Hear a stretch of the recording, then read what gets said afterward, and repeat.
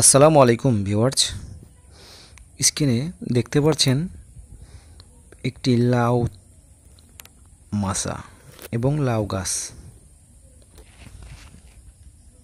আজকে লাউ চাষ এবং লাউয়ের উপকারিতা সম্বন্ধে আলোচনা করব। লাউ একটি জনপ্রিয় সবজি। এটি শরীর ঠান্ডা রাখে এবং কোষ্ঠকাঠিন্য দূর করে এবং হজমে সাহায্য করে। লাউ এর চেয়ে শাক বেশি পুষ্টিকর। এটি প্রধানত শীতকালীন সবজি, তবে গ্রীষ্মকালে ও লাউয়ের চাষ হয়। তাই সব মাটিতেই লাউ চাষ হয়, তবে দোআঁশ ও বেলে দোআঁশ মাটি লাউ চাষের জন্য উপযোগী।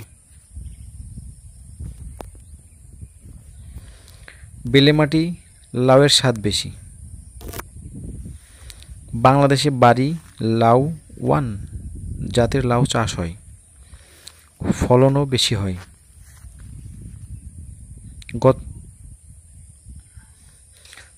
গুণগত দিক থেকে বাড়ি লাউ ওয়ান বেশি উন্নত। পাতা সবুজ ও নরম। চারা রোপণের 60 থেকে 70 দিনের মধ্যেই প্রথম ফল তোলা যায় এবং সারা বছর এটার চাষ করা যায়। উন্নত পদ্ধতিতে চাষ করলে হেক্টর প্রতি ভালো ফলন পাওয়া যায়। যাই হোক বন্ধুরা, আজকে আমাদের লাউ চাষ নিয়ে কিছু কথা বললাম।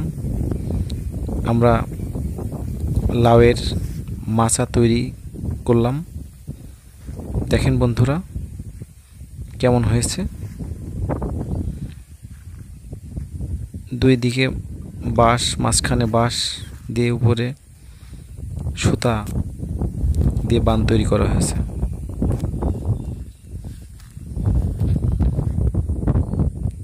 গাছও খুব সতেজ, ইনশাল্লাহ ভালো ফলন হয়তো পাবো।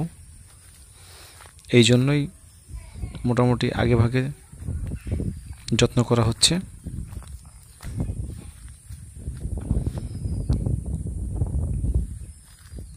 এই লাউ চাষ করলে প্রত্যেক দিন বাজারে বিক্রয় করা যাবে। নিজের সংসারটা খুব ভালোভাবে চলবে, অভাব দেখা দিবে না। এই জন্য মোটামুটি লাউ চাষ করা হয়েছে। যাই হোক বন্ধুরা, দোয়া করবেন যেন ভালো লাউ চাষ ফলন ভালো পাই।